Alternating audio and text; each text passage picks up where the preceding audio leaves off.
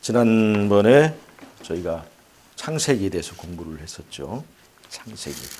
오늘 또 창세기 얘기를 좀 하겠습니다. 창세기. 창세기는 1장에서 50장까지 50개의 장을 가지고 있습니다. 50개 장이 있어요.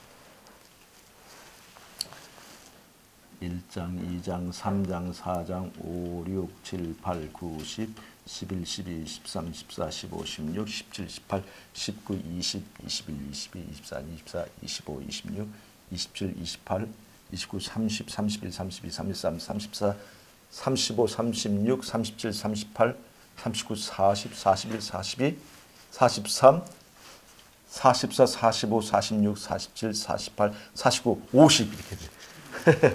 50개. 자, 여기 1장에서 2장까지. 1장, 2장은 뭐에 있냐면 창조의 얘기가 있어요. 창조. 1장에서 2장은. 예. 그 다음에 3장에서 3장, 4장, 5장, 6절. 예. 3, 4, 5, 6. 여기까지는 타락의 얘기가 있습니다. 타락의 얘기가 있어요. 6장까지. 이게 2장. 6장까지. 그 다음에 7장, 8장은 멸망. 노아 심판이 있어요. 심판의 이야기. 그 다음에 9장, 10장, 11장. 9장, 10장, 11장까지는 이 바벨탑 사건 이후에 분산. 바벨탑 이후에 분산의 사건이 있습니다. 이렇게 해서 창조, 타락, 심판, 분산 이렇게 해서 4대 사건이에요. 이게 4대 사건입니다. 4대 사건이에요. 이게. 자, 4대 사건 다음에는 그 나머지 여기서 50장까지는 4대 족장의 이야기입니다. 4대 족장. 자, 보세요. 여기가 11장까지죠. 그 다음에 이제 12장부터 12, 13, 14, 15, 16, 17, 18, 19, 20, 21, 22, 23, 23까지 12장에서 23장까지는 이게 아브라함에 관한 이야기가 있어요. 아브라함에 관한 이야기가 있어요. 24장, 25, 26장, 24, 25, 26 여기까지는 세 장은 이삭에 관한 이야기가 있습니다. 예. 이게 26장까지. 그 다음에 27장부터 27, 28, 29, 30, 31, 32, 33, 34, 35, 36장까지. 36장까지. 야곱에 관한 이야기가 있습니다. 야곱에 관한 이야기가 있어요. 37장부터 50장까지. 이건 12아들과 특별히 요셉에 관한 얘기가 있습니다. 그래서 4대 족장이 이렇게 됩니다. 창세기는 4대 사건, 4대 족장 하면 이게 다 들어갑니다. 4대 사건, 4대 족장.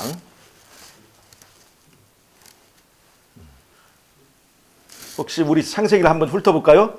자, 창세기 1장, 2장은 창조에 관한 얘기죠. 창세기 3장은 범죄의 이야기예요. 창세기 3장, 선악과 따먹는 3장의 이야기입니다. 창세기 4장에는 뭐가 있어요? 가인과 아벨의 얘기가 있어요. 창세기 5장에는 뭐가 있어요? 창세기 5장에는 이 아담에서 노아까지의 족보가 있습니다.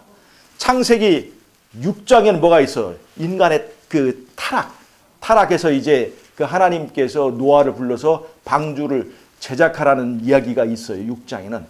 창세기 7장에는 이제 방주에 들어가고 홍수가 납니다. 창세기 8장에는 방주에서 나오는 이야기가 있어요. 7장에 들어가고 8장에 나오고. 그 다음에 창세기 9장. 창세기 9장은 뭐가 있어요? 무지개 언약이 있죠. 창세기 10장은 노아 후손의 그 족보 얘기가 있고, 창세기 11장은 바벨탑 사건이 있습니다. 바벨탑 사건이 있고, 거기서부터 아브라함에게까지 이야기가 이제 이 족보가 진행이 됩니다. 창세기 12장에 드디어 이제 아브라함이 부르심을 받습니다. 창세기 13장에서는 아브라함과 롯이 서로 갈라집니다. 창세기 13장. 창세기 14장에는 아브라함이 롯을 구출하는 얘기가 나와요. 그리고 창세기 14장에 멜기세덱이 처음으로 등장하게 됩니다. 멜기세덱 아시죠? 대제사장 멜기세덱 이야기, 제사장의 이야기. 그 창세기 14장에 나와요. 창세기 15장은 하나님과 아브라함이 언약을 맺는 얘기가 나옵니다. 하나님과 아브라함의 언약. 그 다음에 창세기 16장에는 아브라함이 하갈을 통해서 이스마엘을 낳습니다. 창세기 17장에는 아브라함이 아브라함으로 이제 이름을 바꾸고 그 다음에 할례의 약속이 주어집니다. 창세기 18장, 19장에는 소돔 멸망에 관한 이야기가 18장, 19장에 있어요. 18장에서 아브라함에게 나타나서 아브라함이 중보를 하죠. 창세기 19장에는 소돔성의 멸망이 있습니다. 창세기 19장이에요. 그 다음에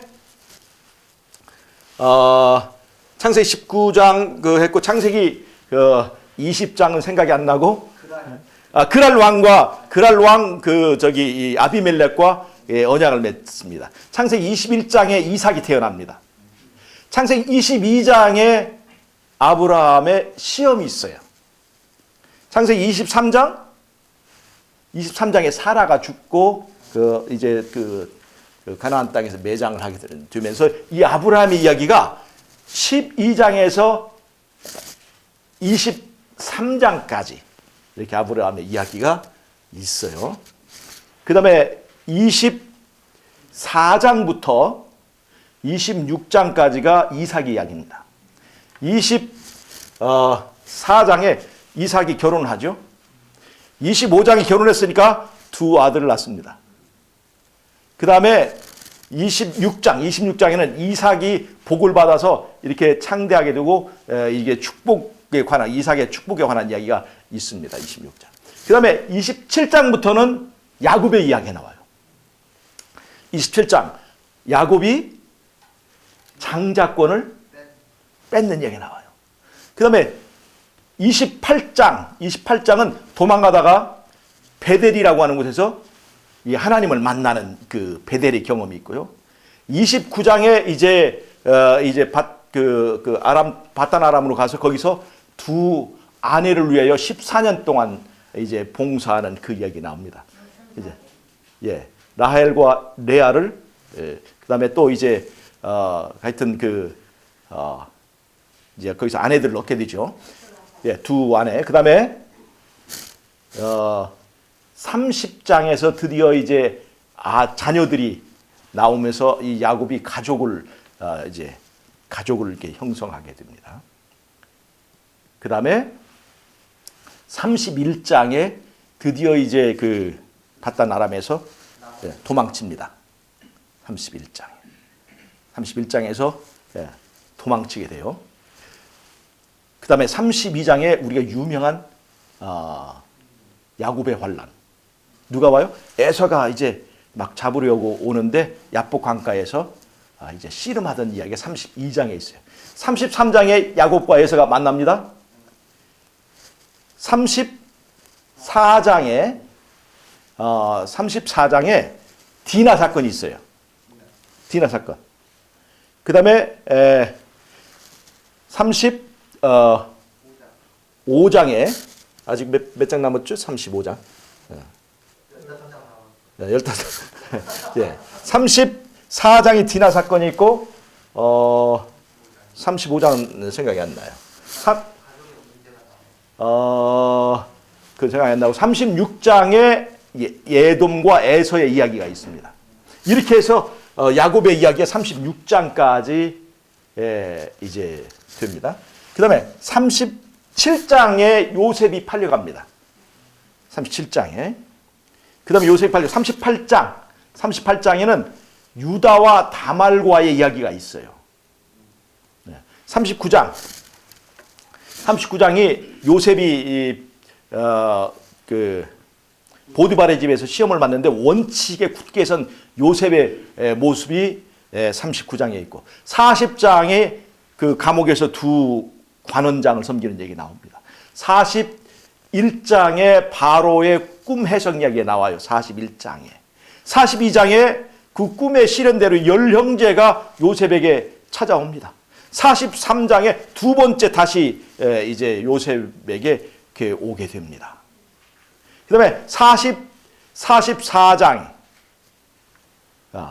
44장에 이제 요셉이 계략을 꾸며가지고 베냐민의 그 보찜에다가 은잔을 넣게 돼서 그 베냐민 때문에 이제 사건이 터지죠. 그 다음에 45장에 드디어 요셉이 자기 자신을 형제들에게 드러내게 되는 얘기가 나와요. 그 다음에 46장이 이 야곱 가족이 애굽으로 들어갑니다. 47장에 야곱 가족이 고센 땅을 이제 차지하게 돼요. 48장 그 다음에 야곱이 요셉의 두 아들에게 축복하고 49장 야곱이 다른 아들들 이제 아들들에게 축복하는 얘기 나고 50장에 이제 드디어 야곱의 이제 죽음으로 이 창세기가 끝납니다. 이렇게 쭉 이야기가 쭉 훑어져요. 창세기를 이렇게 마디로 이렇게 나누고 분리해서 보면 이렇게 이해하고 외우기 아주 쉬워요. 장마다. 그래서 우리가 창세기의 이 구조를 보면 4대 사건, 4대 족장 이것으로 딱 다투게 되어 있습니다. 자, 보세요. 4대 사건. 자, 창조, 타락, 그리고 심판, 그 다음에 분산이죠. 4대 족장 한번 봅시다. 4대 족장. 아브라함이죠. 아브라함은 믿음의 시작이죠. 믿음의 시작. 그 다음에 타락은 불순종이죠. 근데 이삭은 순종하는 사람입니다. 순종의 사람이에요. 그 다음에 불순종에는 심판이 따르죠. 심판이 따르는 거. 근데 야곱은 자기의 문제를 이기고 극복해서 뭐가 돼? 이스라엘이죠. 믿음의 시작, 순종을 통해서 야곱이 당겨와서 이김이 돼요. 그리고 이 바벨탑 사건으로 인해서 이제 사람들이 분산되게 되지만 야곱 다음에는 12아들이 있어서 생육하고 번창하는 얘기 나옵니다. 이렇게 달라 보이지만 알고 보면 같은 흐름을 가지고 있어요. 같은 흐름을 다른 방향으로의 이제 이 모양이지만 같은 흐름을 가지고 있다는 얘기예요. 그 창세기 하면 4대 사건, 4대 족장 기억하시면 돼요. 자, 여기 4대 족장에서 아브라함은 구약시대의 하나님의 역할을 말해준다고 그랬죠. 구약시대는 성부의 시대입니다. 아브라함은 성부를 대표하고 있어요. 독생자를 보내주시겠다고 하는 성부의 약속. 그 다음에는 이제 신약시대가 되면서 누가 오셨어요? 예수님 오셨죠. 이삭의 시대입니다. 성자의 시대예요. 그건 이삭이 나타냅니다. 그 다음에는 뭐예요? 누구예요? 야곱이죠. 야곱은 성령을 상징한다고 그랬죠. 그 다음에 성령 시대예요. 그래서 아브라함, 이삭, 야곱은 하나님의 그 성부, 성자, 성령의 사역의 순서를 말해주고 마지막 12아들, 특별히 그 중에서 누가 주인공이냐면 요셉을 주인공을 한다고 그랬죠. 이 요셉은 어느 때의 특별한 역할이냐면 마지막 때에 남은 백성의 중요한 어떤 선도적인 지파의 역할을 잘 말해준다고 제가 지난번에 말씀을 했습니다. 창세기에 이런 전반적인 그림이 다 들어있다는 거예요. 인류 구속의 역사에 전반적인 그림들이 다 들어있다는 것입니다. 자, 그 다음에 한번 또 보겠습니다.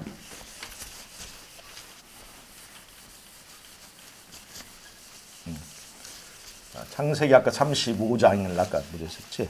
35장에는 베델 하나님이 다시 나타나심이구만 그게. 자, 보겠습니다. 자, 창세기 1장 2장에 안 나오네. 창세기 1장 2장에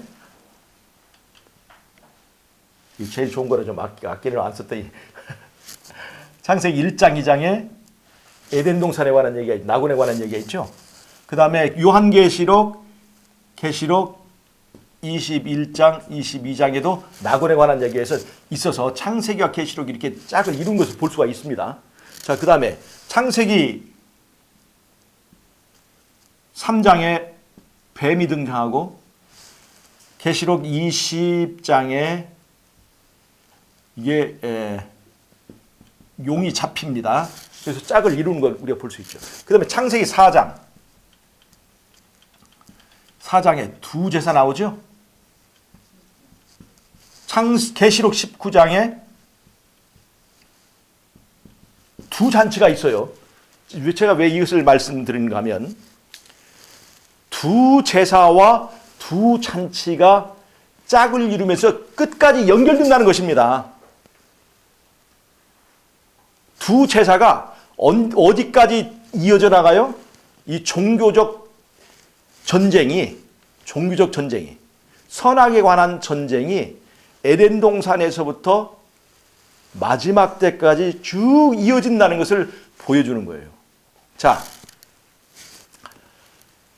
최초로 복음이 전해진 데가 어디냐면 창세기 3장 15절에서 복음이 선포되었습니다. 그 복음이 선포된 것이 뭐냐면 여자의 후손이 나와서 뱀의 머리를 상하게 하고 뱀에게 빼앗겨 버린 그 주권을 찾아서 하나님의 나라를 회복시켜 주겠다는 것이 창세기 3장에서 에덴 동산에서 최초로 선포된 원복음입니다. 자, 창세기 3장에 원복음이 있어요.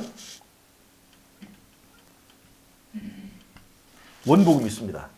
이게 원복음. 근데 계시록 14장에 세 천사의 기별이 있죠. 세 천사의 기별 보세요. 여기에 이 뱀은 뭐의 뿌리냐면 바벨론의 뿌리입니다. 바벨론의 뿌리예요. 바벨론의 뿌리죠. 세 천사의 기별의 둘째 천사의 기별이 뭡니까? 바벨론이 무너졌다는 거죠. 바벨론이 무너졌다는 거죠. 이 바벨론이 무너졌다는 이 기별의 뿌리는 어디 있냐면 에덴 동산에서 창세기 3장에 주어진 거예요. 자, 그때 누가 뱀의 머리를 박살나겠다고 그랬어요? 여자의 후손이 바벨론의 뿌리인 뱀의 머리를 박살내겠다는 거예요. 그러니까 바벨론이 무너지겠다고 하는 이 기별은 맨 처음에 어디에서부터 시작된 거예요? 창세기 3장에서 시작된 거예요. 뱀의 머리를 짓밟아 버리겠다는 것은 다른 말로 하면 바벨론을 무너뜨리겠다는 얘기예요. 자, 그 다음에 창세기 3장에서 이 여자의 후손은 무엇 때문에 오신 거예요? 뱀의 머리를 짓밟고 하나님의 통치를 회복시키겠다는 겁니다. 하나님의 통치하는 나라를 회복시키겠다는 거예요. 다시 한번 낙원을 되찾아 준다는 얘기입니다. 낙원에서 중요한 것은 하나님의 통치 회복입니다. 세 천사의 기별의 그 내용이 뭐냐면 하늘과 땅과 바다와 물들의 근원을 만드신 이를 경배하라. 왜? 하나님의 통치가 회복되기 때문에. 하나님의 나라가 다시 회복되기 때문에. 즉 에덴 동산에서 낙원을 잃어버렸죠. 그 잃어버린 하나님이 통치하는 그 낙원이 회복되었고 하나님의 통치의 회복과 함께 하나님이 심판하신다. 하나님이 심판하시고 하나님의 나라가 이제 다시 회복된다 하는 것이 이 세 천사의 기별의 핵심입니다. 심판은 뭐예요? 그 심판을 통해서 심판하는 과정이 지금 하나님의 나라를 회복하는 법적 절차를 진행하는 거예요. 그래서 이 세 천사의 기별의 뿌리가 어디에서 시작된 거예요? 에덴 동산에서 시작된 거예요. 그러니까 그 기별이 에덴 동산에서부터 시작해서 창세기 시작해서 마지막 요한계시록에 이르기까지 그 기별이 일관되게 이게 진행되고 전해지고 있었다 하는 얘기를 우리가 알 수가 있습니다. 범죄는 범죄는 뭐 때문에 생겼습니까? 불순종 때문에 생겼죠. 불순종 때문에 생겼죠. 범죄는 불순종이라고 하는 결과 때문에 생긴 거예요. 근데 범죄의 원인은 뭡니까? 범죄의 원인은 스스로 하나님같이 되려는 거예요. 스스로. 범죄의 원인은 스스로 하나님같이 되려고 하는 것입니다. 자, 보세요. 우리가 이것이 바로 적그리스도의 뿌리입니다. 스스로 하나님같이 되려고 하는 그 사상이 적그리스도의 뿌리예요. 마지막 때에 이제 예수님께서 재림하시기 전에 누가 나타나요? 적그리스도가 나타나죠. 적그리스도가 나타나는데 데살로니가 후서 2장 4절에 보면 그 적그리스도는 하나님의 성전에 보여 자기를 뭐라고 얘기한다고 그랬어요?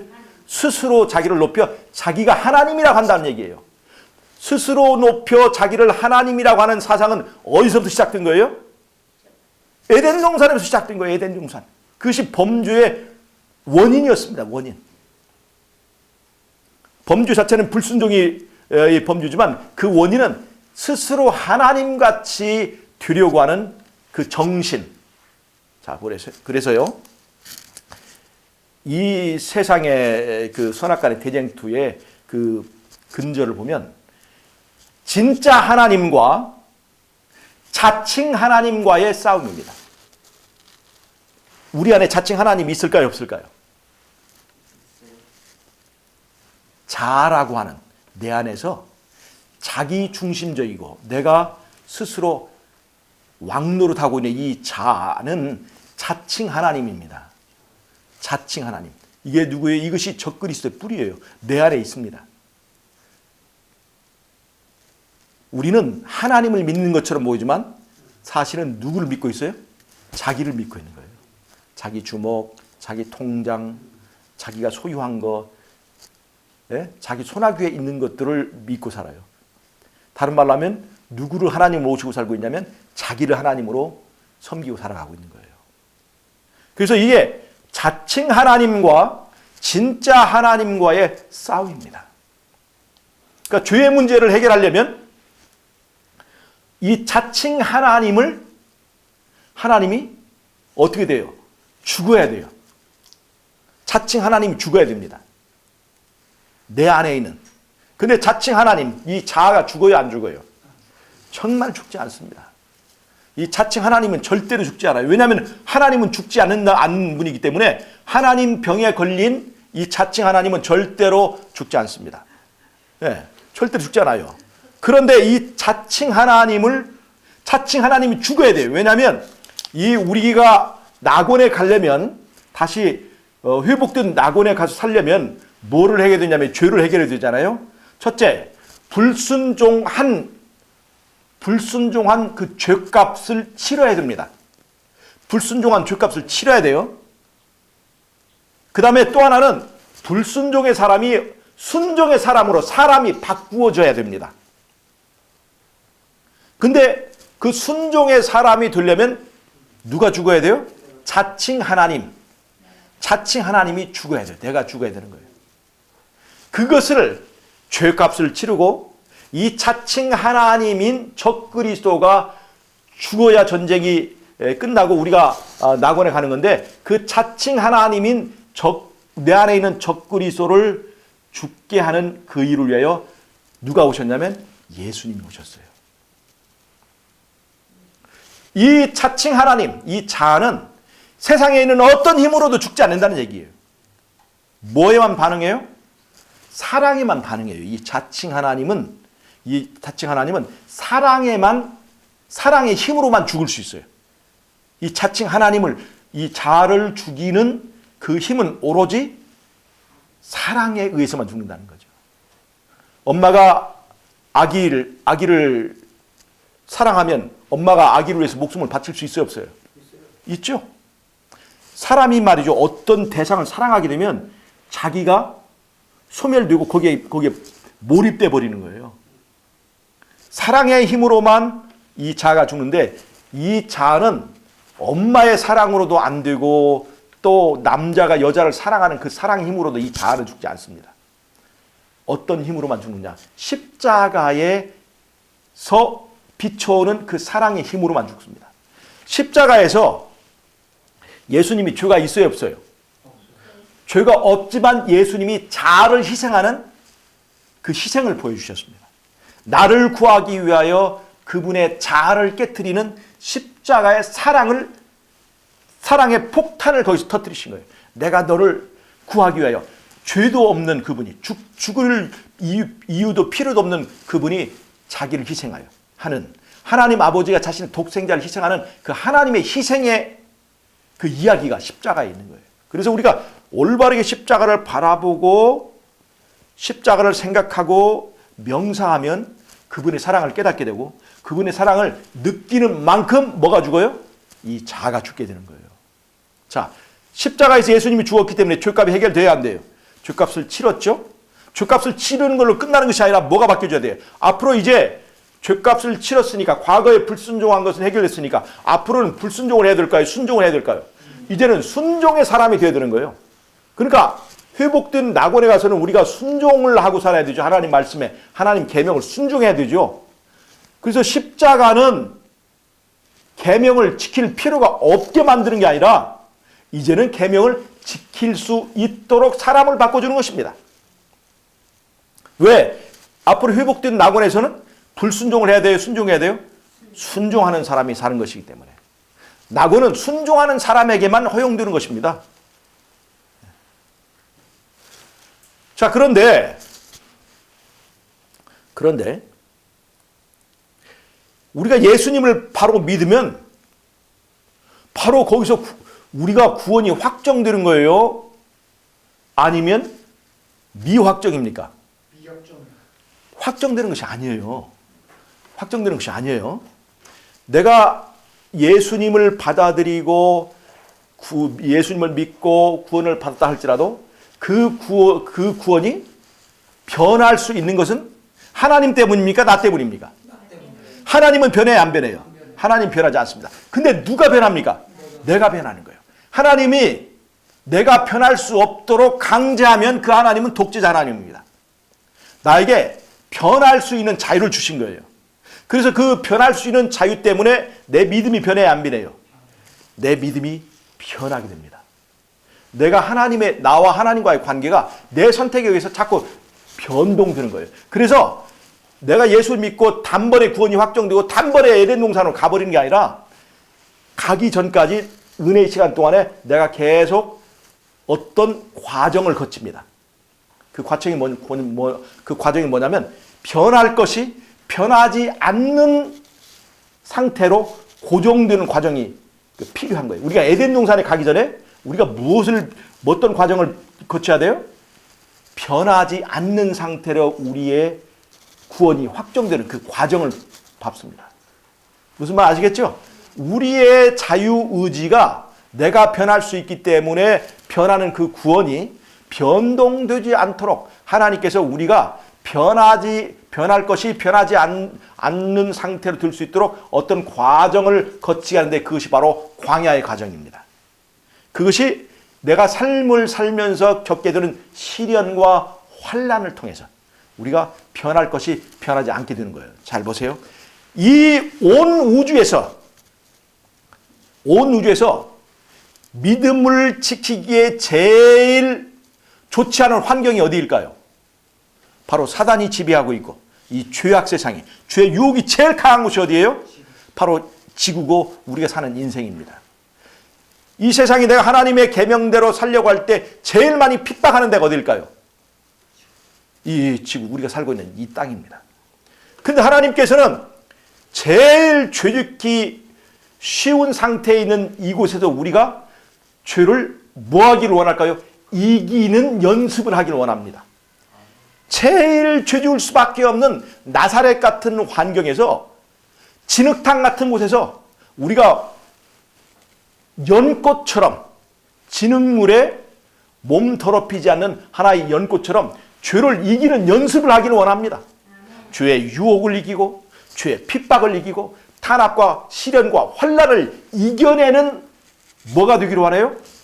믿음의 사람, 이스라엘 뜻이 뭐예요? 이기는 자라는 뜻이죠. 이기는 자가 되기를 원한다는 것입니다.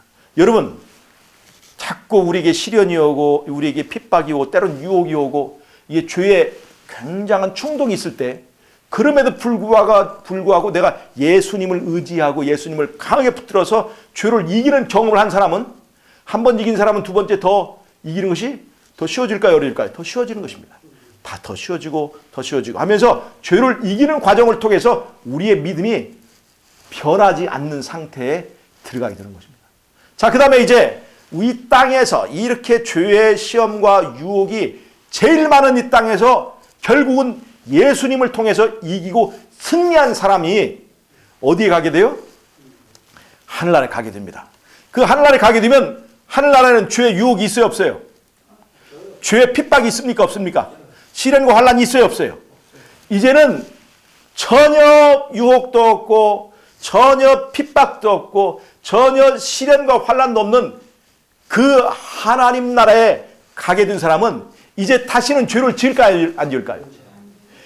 가장 죄짓기 쉬운 곳에서 그 죄를 극복하고 이긴 사람들이 하나님 나라에 가게 되면 다시는 영원히 하나님 나라에 죄악이 발생하지 않게 되고 그 나라는 영원한 나라가 된다는 것입니다.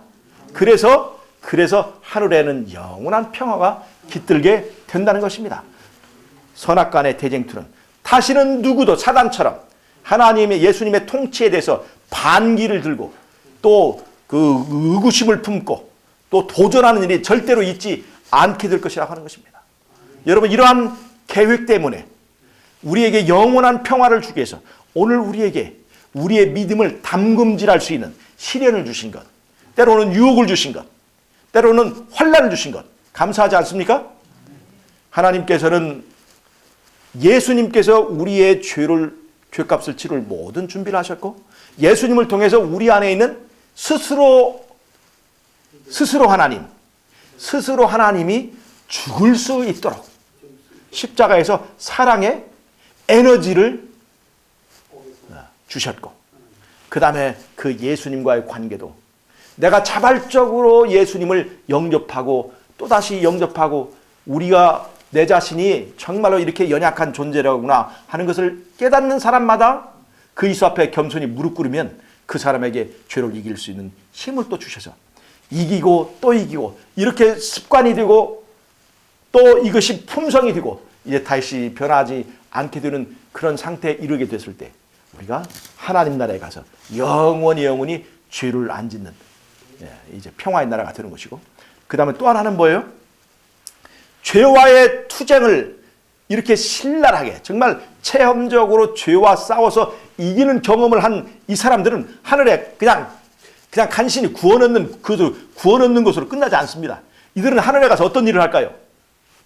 왕 같은 제사장의 역할을 하게 되는 거예요. 왜 이들은 왕 같은 제사장의 역할을 하게 될까요? 이렇게 죄와의 싸움에서 이기고 승리한 경험을 한 온 우주에서 이 왕 같은 제사장의 역할을 할 사람이 아무도 없어요.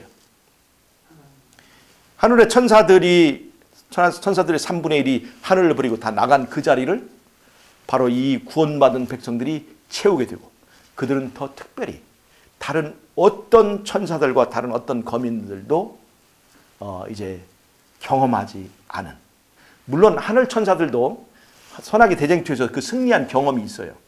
그러나 그것들보다 더 극심한 죄와의 투쟁이 있는 이 땅에서 그리스도를 통해서 죄를 이긴 승리한 경험이 있는 이 구원받은 백성들은 구원받는 것으로 그냥 그 정도가 아니라 하나님 나라에서 정말 왕 같은 제사장의 역할을 하고 온 우주에, 다른 말로 하면 온 우주를 지도하고 통치하고 가르치는 일에 우리 주님과 함께하는 놀라운 역할을 할 수 있게 된다는 것입니다.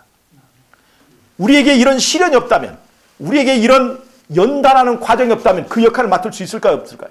우리는 간신히 구원받는 것, 그것이 아닙니다. 하늘에 가서 우리는 할 일이 있어요. 앞으로 영원 동안 영원토록 우리는 그 역할을 할 거예요. 다른 누구도 경험하지 않은 죄로부터 승리한 그 경험 때문에 하나님께서는 우리에게 그 역할을 주실 것이라고 하는 것입니다. 여러분, 오늘 또 우리에게 이 막중한 역할을 맡겨주시기 위해서 우리에게 유혹도 주시고 우리에게 시련도 주시고 우리에게 시련과 환난을 주시는 하나님께 감사해야 되지 않겠습니까? 이 시련과 유혹과 환난을 이기고 극복하는 사람에게는 하나님의 크신 상급이 있다는 것을 여러분 깨닫고 오늘 또 십자가를 바라보면서 내 자아가 무너지고 내가 아무것도 아니구나. 그래서 우리는 예수님이 우리의 왕이시다는 것을 정말로 예수님이 우리의 왕이 되어 주셔야만 우리가 살아날 수 있다는 것을 깨닫고 겸손하게 십자가 앞에 매달리고 하나님의 은혜를 붙잡아서 이기고 승리하는 저 여러분이 되시기를 바라면서 오늘의 말씀을 마치도록 하겠습니다. 제가 기도하고 마치겠습니다.